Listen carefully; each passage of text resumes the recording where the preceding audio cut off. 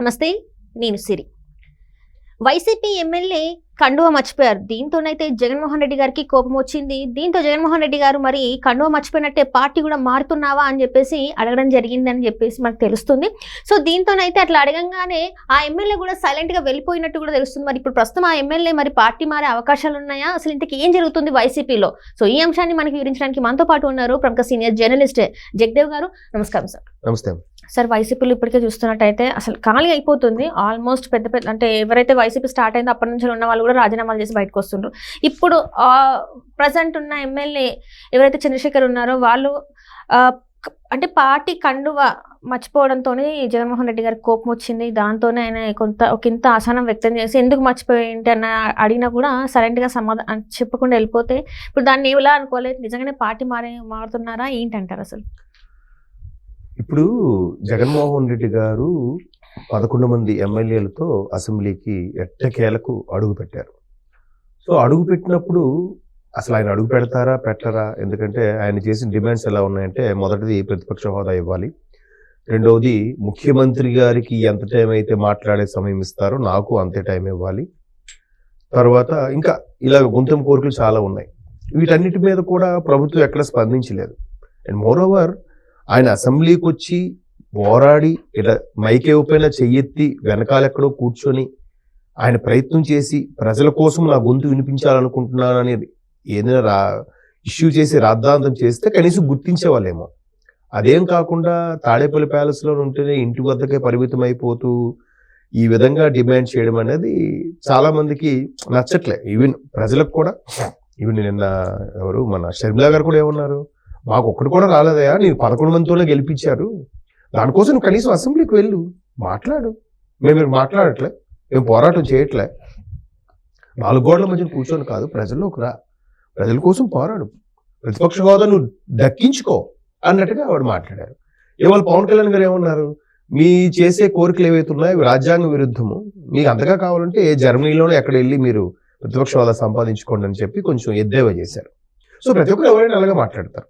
ఇప్పుడు నాయకులు కూడా ఏమో ఆలోచిస్తున్నారు, వైసీపీ నాయకులు కానీ కార్యకర్తలు కానీ, అన్న మా కోసం రావాలి, మా తరపున మాట్లాడాలి, పోరాడాలి, కొద్ది మందినైనా కాపాడుకోవాలని తలంపులో ఉన్నారు.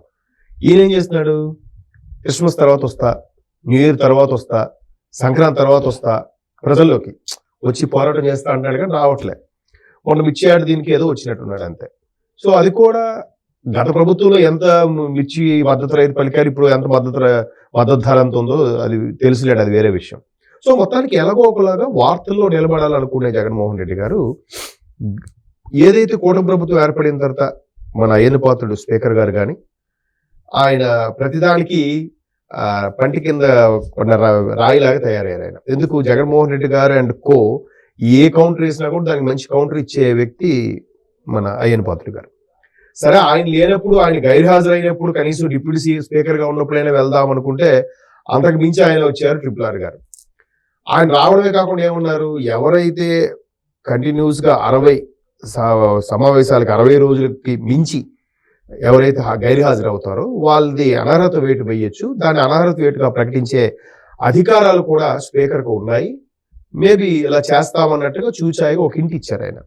సో దానికి భయపడి వచ్చారని కొందరు అంటున్నారు. లేదు, జగన్మోహన్ రెడ్డి గారు అసెంబ్లీకి రావాలి, తన యొక్క వాణి వినిపించాలనే ఉద్దేశంతోనే వస్తున్నారని కూడా వాళ్ళ కార్యకర్తలు అంటున్నారు. మొత్తం మీద ఎట్టకేళ్ళకి ఇవాళ 24వ తేదీన ఫిబ్రవరి 24న అసెంబ్లీకి రావడానికి నిర్ణయించుకున్నారు. అయితే ఈ అసెంబ్లీ మొదటి రోజు సమావేశాలు ఎలా ఉంటుందంటే, గవర్నర్ ప్రసంగం ఉంటుంది, తర్వాత దానికన్నా ముందు రోజు బిజినెస్ అడ్వైజరీ కమిటీ అనేది ఒక కమిటీగా ఏర్పడి ఏ అంశాల మీద చర్చించాలి, ఏ అంశాల మీద మాట్లాడాలని కూడా ఓ నిర్ణయం తీసుకుంటుంది. ఆ బిజినెస్ అడ్వైజరీ కమిటీలో కూడా ప్రతిపక్షం అనేది ఉంటుంది. సో ఇక్కడ ప్రతిపక్ష హోదా లేదు కాబట్టి, అసెంబ్లీకే లేదు కాబట్టి, వెళ్ళట్లేదు కాబట్టి ఆ అడ్వైజరీ కమిటీలు లేరు. సరే గవర్నర్ ప్రసంగంకైనా హాజరై వెళ్తారని అంటే, గవర్నర్ ప్రసంగం అనేది ముందు రోజు దాన్ని ఏమంటారు, ఎలా చెప్పాలి, ఒక అందరికి సెలబ్రేషన్ లాగా. ఇప్పుడు ఒలింపిక్స్ కానీ కొన్ని గేమ్స్ స్టార్ట్ అయినప్పుడు ఎలా అయితే మొత్తం సెలబ్రేషన్ చేసి నెక్స్ట్ డే నుంచి గేమ్ 1 ఫస్ట్ డే అని ఉంటుంది. ఇప్పుడు ఈవెన్ వరల్డ్ కప్ అయినా కానీ, లేదంటే ఏదైనా సమావేశాలు అయినా కానీ, అలాగే పార్లమెంట్ సమావేశాలు కానీ, రాష్ట్రపతి ప్రసంగం, ఉపరాష్ట్రపతి ప్రసంగం వాటితో ఉంటాయి రాజ్యసభ సభ్య సమావేశాలు జరిగినప్పుడు. సో అట్లాంటివి చేసినప్పుడు ఆ రోజు దాన్ని ఒక సెషన్స్ డే గాని గుర్తిస్తారు తప్ప ఆ సమావేశాల డేగా కానీ దాన్ని కన్సిడర్ చేయరట.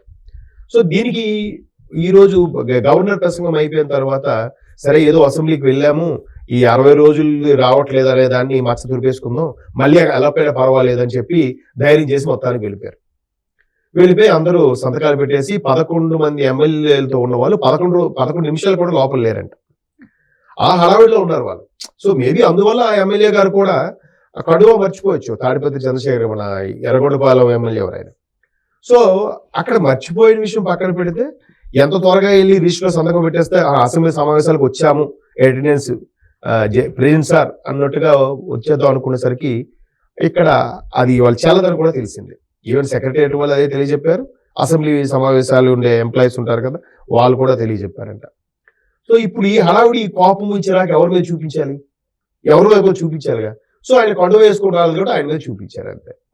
దానికి అక్కడ ఆయన పార్టీ మారుతారా మారరా అనేది వేరే విషయం. ఒకవేళ మారే ఉద్దేశం ఉంటే ఆయన సమావేశాలకే రాడు.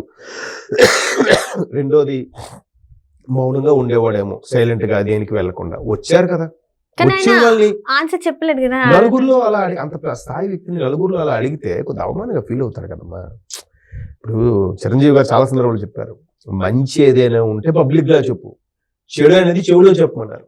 అదే ఆయన పిలిచి ఏంటి కండు వేసుకున్నారు, ఏమైంది వేసుకుంటారు కదా, ఏమో ఏంటి కండు చెప్పి అక్కడే ఆయనకు ఒక కేసేస్తే ఎంత గౌరవంగా ఫీల్ అవుతాడు ఆయన. కడువ కప్పి ఆహ్వానించడము మాజీ ముఖ్యమంత్రి జగన్మోహన్ రెడ్డి అని చెప్పి పేపర్లో వస్తుంది కదా, వాళ్ళ ఛానల్లోనే వేసుకోవచ్చు కదా. అలా కాక నలుగురిలో నిల్చోబెట్టి అడిగితే ఎలా ఉంటారు చెప్పండి. నలుగురిలో నిలబెట్టి అడిగేసరికి ఎలాంటి వాడికైనా ఈగో హర్ట్ అవుతుంది. సో అందుకు మాట్లాడుకుంటూ వెళ్ళిపోయారేమో.